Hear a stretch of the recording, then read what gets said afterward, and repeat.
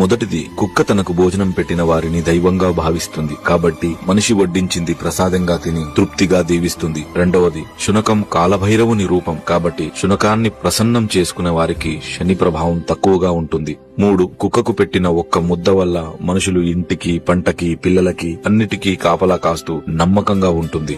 4, ఇంటికి జరిగే అరిష్టాన్ని ఆవు గ్రహిస్తే ఇంటికి పొంచి ఉన్న ముప్పుని కుక్క రానివ్వకుండా చేస్తుంది. 5, కుక్క ఒకే జంతువు మనిషి బాధని, కన్నీళ్లను కూడా చూసి అవి తొందరగా పోవాలని, నా యజమాని సంతోషంగా ఉండాలని మనస్ఫూర్తిగా కోరుకుంటుంది.